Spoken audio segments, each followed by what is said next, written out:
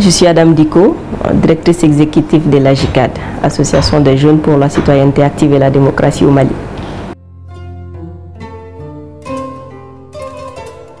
L'AJICAD, c'est une jeune organisation qui a été mise en place en 2014 et c'est suite à un constat. Et le constat était que la crise de 2012 nous a montré à quel point notre démocratie était fragile. Et ça nous a montré à quel point nous, la nouvelle génération, c'est-à-dire la génération de 91-92, ne s'était pas appropriée.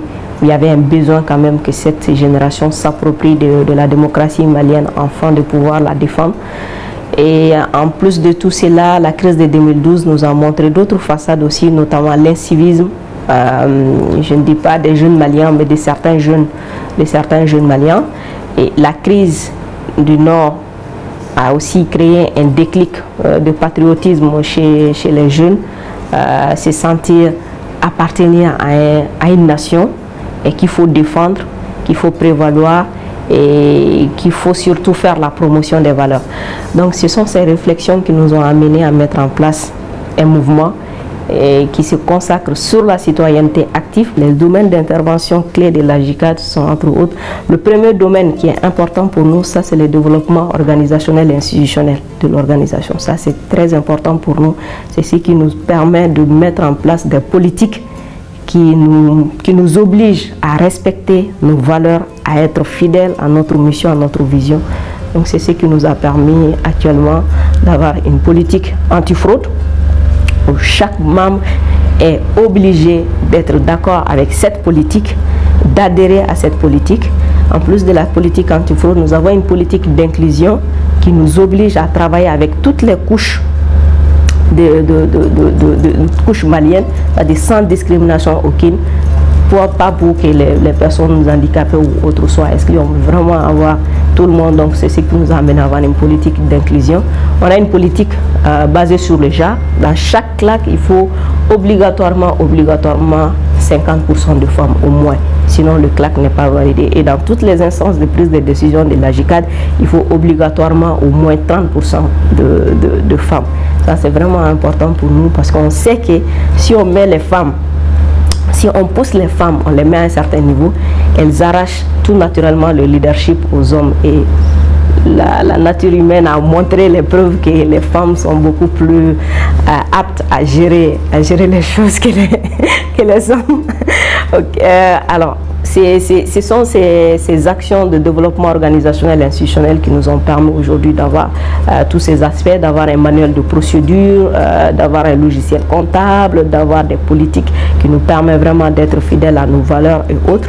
Donc en plus du développement organisationnel et institutionnel, nous avons un volet qui est sur la gouvernance et la démocratie. Donc c'est sur ce volet que nous travaillons sur les aspects d'élection, sur les aspects liés à la gouvernance de manière plus générale, d'accès aux documents administratifs et autres. Nous avons un volet qui est la défense des droits humains. La défense des droits humains, alors ça c'est transversal.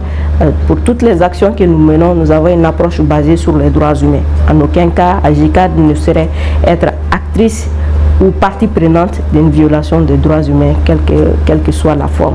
Donc en plus de ça, nous avons aussi un volet basé sur la santé et l'éducation. Le dernier volet, ça c'est par rapport aux opportunités économiques, notamment sur l'emploi et l'employabilité. AJICAD, nous avons un conseil d'administration actuellement. Alors bien avant, c'est vrai que nous qui l'avons mis en place, on était le bureau exécutif, mais à un moment on s'est dit on ne peut pas être juge et partie, c'est-à-dire on ne peut pas être la gouvernance et être l'exécutif en même temps. Donc nous avons décidé d'aller vraiment vers une transparence beaucoup plus accrue sur la gouvernance de l'organisation. Donc il y a une assemblée générale et l'assemblée générale de l'AJICAD est composée de tous les membres actifs et surtout qui sont à jour de leur cotisation parce que ça c'est important. Quelqu'un qui n'est pas à jour de sa cotisation perd carrément ses droits de membre. Donc l'assemblée générale de l'AJICAD est composée de tous les membres actifs et aussi des membres fondateurs. Donc ça c'est l'instance suprême de l'organisation. Donc en plus de l'AG, il y a aussi le CA, le conseil d'administration de l'organisation qui est composé de 3 personnes. Et toujours par rapport au souci de transparence dans l'organisation, nous avons mis en place un comité d'audit interne Donc le comité d'audit interne aussi est composé de 3 personnes. Et le comité d'audit interne, tout comme l'AG, rend compte directement, le comité d'audit, tout comme le CA, rendent directement compte à l'AG.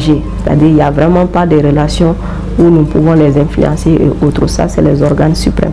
Et en plus de ça, au niveau du personnel, il y a une direction exécutive. Une direction exécutive qui est basée à Bamako avec une directrice exécutive et 3 départements. Les 3 départements, c'est le département des programmes, le département des finances et le département des plaidoyers. Donc après ça, on a les coordinateurs et on a les chargés de projet et autres. Donc actuellement, AGICAD compte en tout 246 membres actifs, 3 membres du conseil d'administration, 3 membres du comité d'audit interne, une direction exécutive qui est composée de 28 salariés.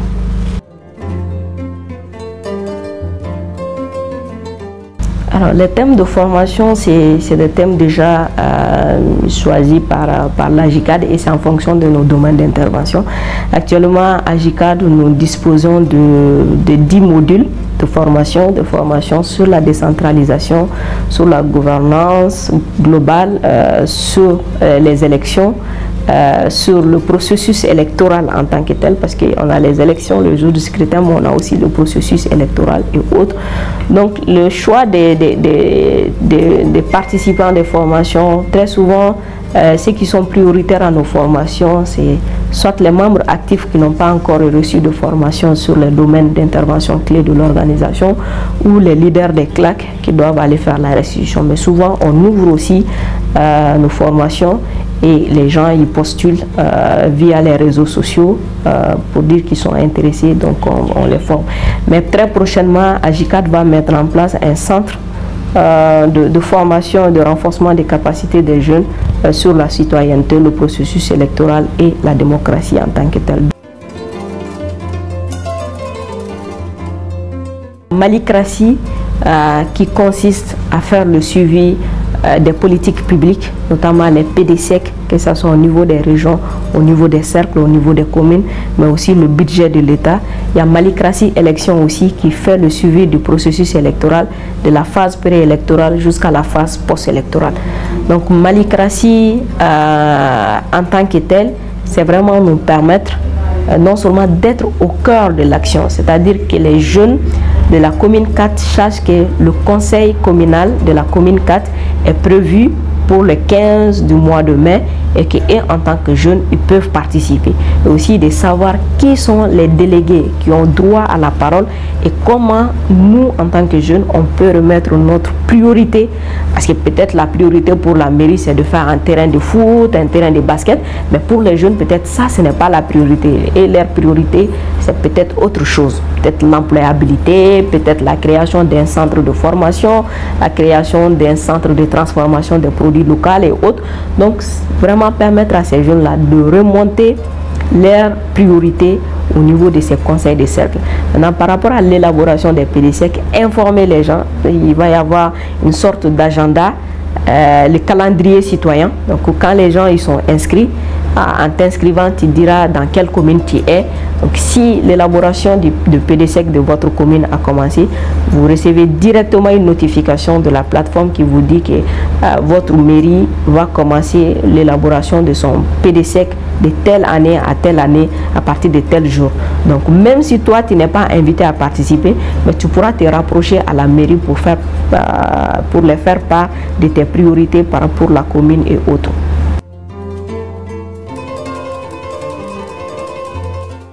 C'est que très souvent, on manque de suivi des recommandations. Après les élections, on fait des recommandations et tout, mais après, on a du mal à mettre en place un véritable mécanisme de suivi de ces recommandations. Nous attendons aussi, comme les partis politiques, les prochaines élections pour s'élever et revenir faire les mêmes recommandations parce qu'il n'y a pas eu de suivi.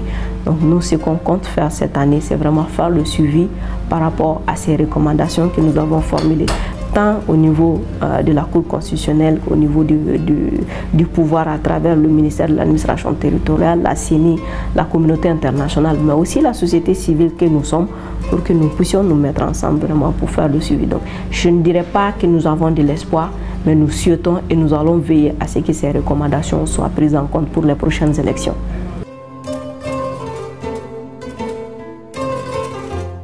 L'appel que j'ai à lancer, c'est de dire que tant que l'argent continuera de jouer un poids dans notre démocratie, les partis politiques, les petits partis politiques ne vont jamais émerger. Il faut que les gens comprennent ça.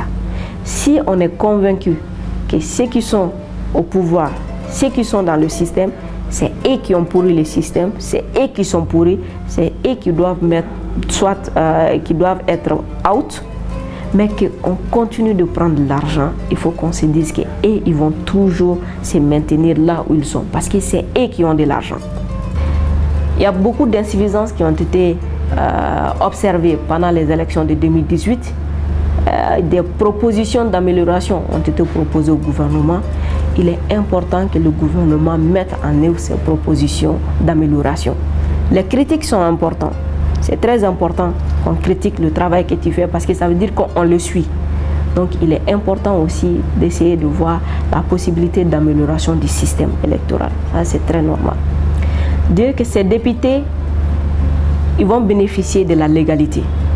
Mais la légitimité va faire défaut. Parce que quand on voit un peu le taux de participation, il est important que l'État sache qu'il est le premier responsable de la santé et de la sécurité des Maliens. Que le président de la République sache que c'est lui le premier responsable de tout ce qui concerne la santé et la sécurité des Maliens. Ces élections ont été tenues dans un contexte extrêmement difficile, dans un contexte sanitaire difficile. Le contexte sécuritaire, je pense que ça a l'habitude. C'est comme si c'est devenu le quotidien des Maliens. Ça ne fait plus d'effet. Mais il est important que le pouvoir public sache que c'est de leur responsabilité. Et que le faible taux de participation à ces élections, la responsabilité entière, totale, incombe à eux. Et qu'ils doivent l'assumer.